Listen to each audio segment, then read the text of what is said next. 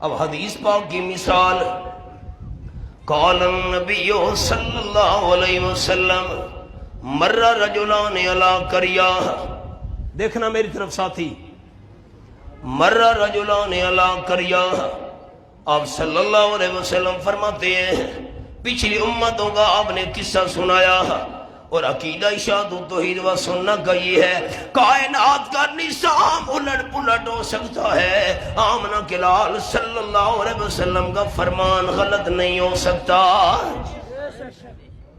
حضور انور صلی اللہ علیہ وسلم نے فرمایا دو پردیسی بندے چلے جا رہے تھے راستے میں، ایک بستی کے قریب سے گزرے، پنڈ بستی گراں، بستی والوں نے روک لیا، رک جاؤ، نہیں جانے دیتے۔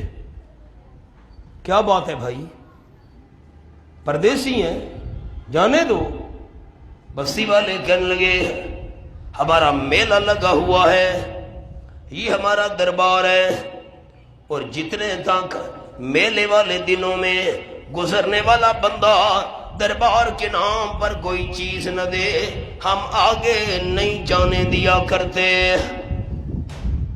تم دربار کے نام پر کوئی چیز دے دو ہم چھوڑ دیں گے۔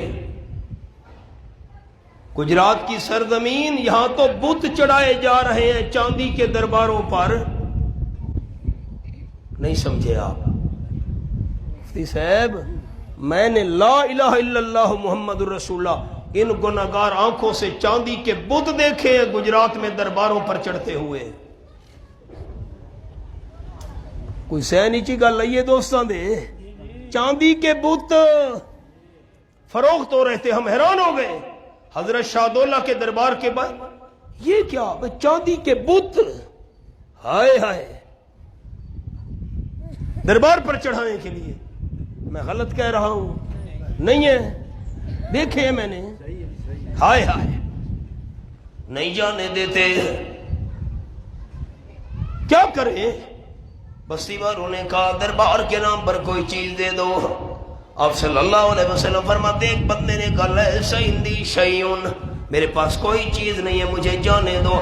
بستی والوں نے کہا قرب ولو ذبابا، ایک مکھی پکڑ کر دربار کے نام پر دے دے ہم تیری جان چھوڑ دیں گے۔ اس بندے نے جان بچانے کے لیے مکھی پکڑی۔ مکھی کی کیا قیمت ہے؟ مکھی پکڑی، مار کر دربار کے نام پر نظر و نیاز دے دی۔ فخلو سبیلا، بستی والوں نے چھوڑ دیا تو چلا جا۔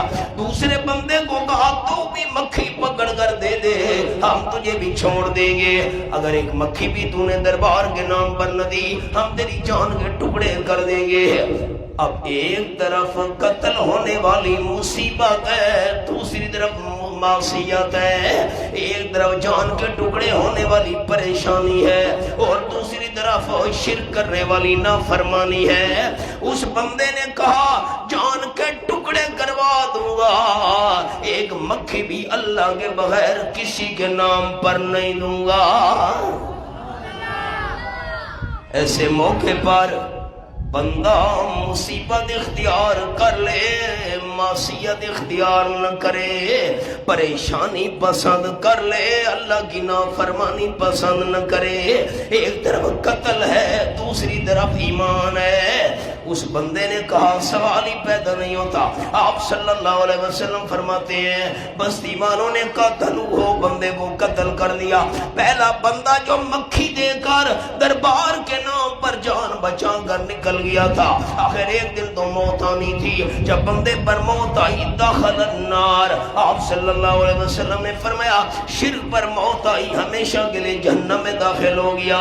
اور جس بندے نے مصیبت برداشت کر لی، پریشانی برداشت کر لی، جان کے ٹکڑے کروا دیے، لیکن اللہ کی نافرمانی نہیں کی، لیکن معصیت اختیار نہیں کی، شرک اختیار نہیں کیا، قتل ہونے کے بعد داخل الجنہ، ہمیشہ کے لیے جنت کا وارث بن گیا۔